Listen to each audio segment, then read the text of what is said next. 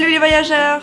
Aujourd'hui on se retrouve pour parler de ma préparation pour mon voyage en Nouvelle-Zélande. Dans cette vidéo, je vous parlerai de mon guide de voyage que j'ai choisi pour m'aider à faire mes recherches, des sites indispensables, de mes logements et des moyens de transport que j'ai choisis. Enfin bref, de chacune des étapes qui ont rythmé ces derniers mois durant ma préparation. Allez, c'est parti! Je ne vous surprendrai pas en vous disant que l'édition que j'ai choisie pour mon livre de voyage fut le Lonely Planet pour la Nouvelle-Zélande. Pourquoi?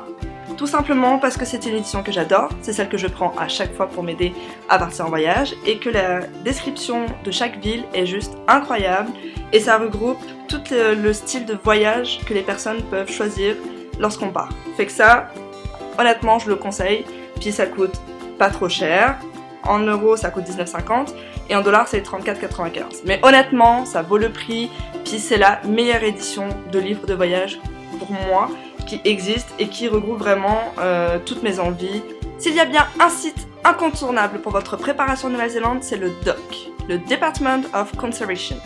C'est ici que vous allez retrouver tout ce qui est grande randonnée, tout ce qui est camping, tout ce qu'il y a à faire par région en Nouvelle-Zélande, que ce soit l'île du Sud ou l'île du Nord. Ce que j'ai aimé avec ce site aussi, c'est que si vous avez des questions à poser sur comment réserver un camping, comment réserver une randonnée, parce que tout se réserve là-bas. Il faut le savoir que ça prend des mois et des mois d'avance pour réserver une randonnée. Je vous conseille honnêtement de prendre 3, voire 4 à 5 mois d'avance sur vos réservations pour les randonnées, parce que la plupart des randonnées qui sont là-bas durent 4 à 5 jours. Et ça prend en général 3 à 4 refuges qu'il faut réserver, fait que vous avez le choix entre un refuge basique ou un camping. Puis en général, les campings coûtent quand même 10 $, voire 14 à 15, ce qui n'est pas trop cher, mais ça prend quand même une réservation car les places sont limitées. Surtout dans la période où je pars, c'est là où c'est considéré comme la grande saison des randonnées. Et le Department of Conservation vous aide à faire ces réservations, car le problème c'est que le site bug énormément. Et moi j'ai eu beaucoup de misère à faire mes réservations sans leur aide. Et c'est un site très sécurisé qui vous demande sur vos références de crédit, mais honnêtement vous risquez rien et moi j'ai adoré avoir justement ce contact avec eux. Moi je me suis prise honnêtement en décembre, sachant que je pars en mars, pour tout réserver et déjà à cette période-là, il y avait presque plus de place et j'ai dû faire des choix sur quelle randonnée fallait que j'annule et quelle randonnée c'était sûr que je pouvais faire. Préparez-vous. Quand je dis site internet incontournable, n'hésitez pas aussi à aller faire un petit tour sur les forums, sur les blogs, pour voir ce que les autres ont dit de leur voyage. C'est super intéressant, vous apprenez des choses que vous n'auriez pas appris en faisant vos propres recherches.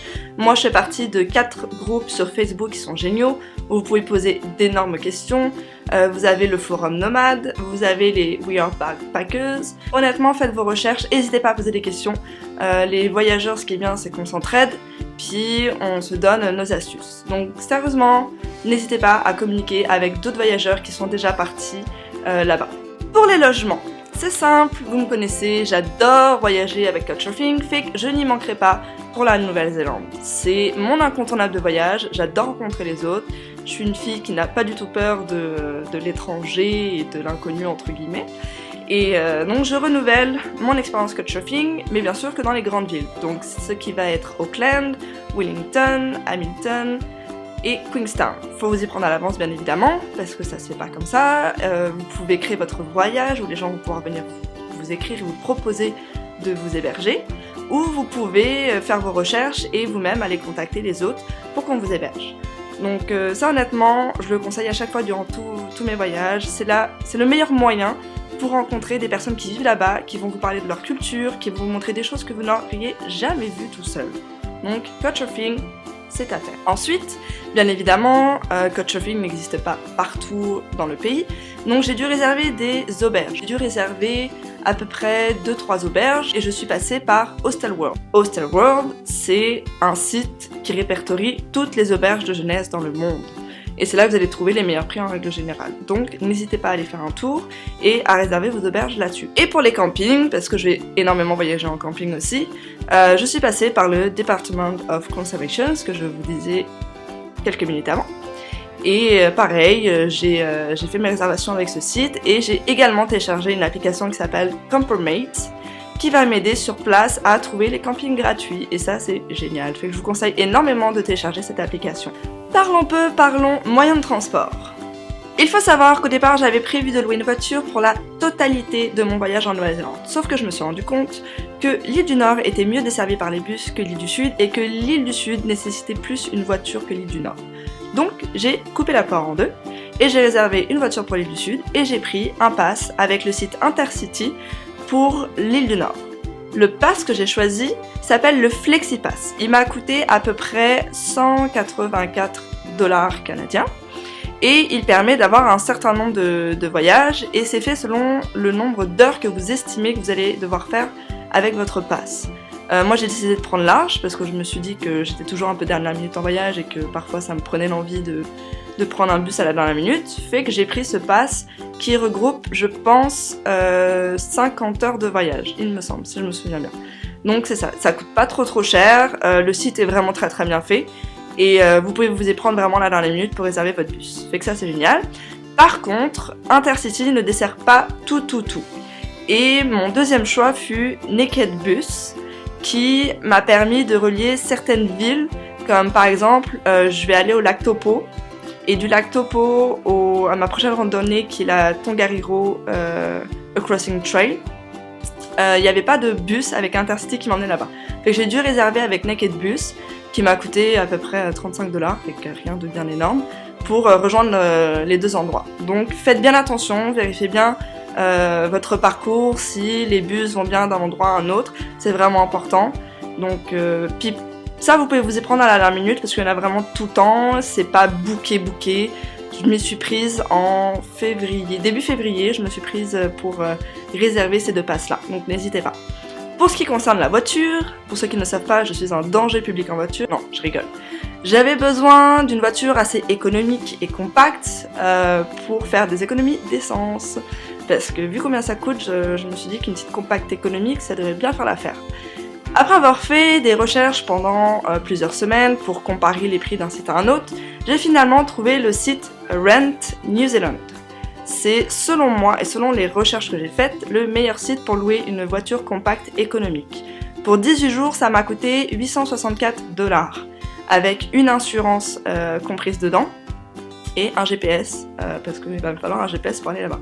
Donc c'est sûr que ça m'aurait coûté moins cher sans le GPS, mais bon, après j'ai pas la carte de la Nouvelle-Zélande dans ma tête, fait que c'est mieux d'en avoir un.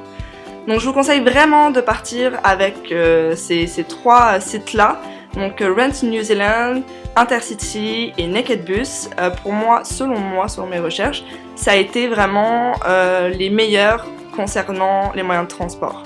Après, peut-être que vous allez trouver mieux, je ne sais pas, mais j'ai quand même fait pas mal de recherches, j'ai posé pas mal de questions, et je ne voulais pas un van, vu que j'ai ma tante, je voulais juste une voiture ben normale, qui va me servir et qui fera l'affaire pendant les 18 jours dont je vais en avoir besoin.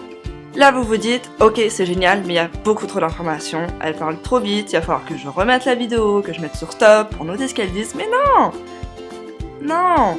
Vous avez les liens que je vous ai mis en dessous de tout ce que je vous ai dit, en passant par les transports, les logements, en passant par tout ce que je vous ai dit. Fait que ne vous inquiétez pas, vous n'allez pas devoir revoir la vidéo, même si je sais que vous adorez ma magnifique voix.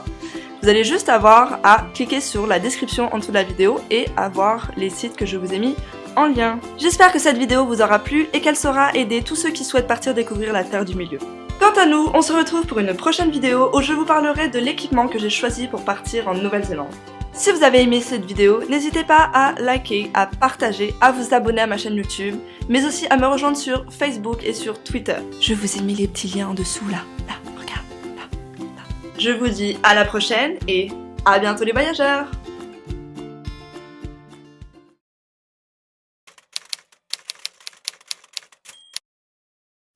Mon guide de voyage. Je n'ai nul autre que ça. Pour mon guide de voyage, j'ai choisi le Lonely Planet Nouvelle-Zélande. Le DOC, Department of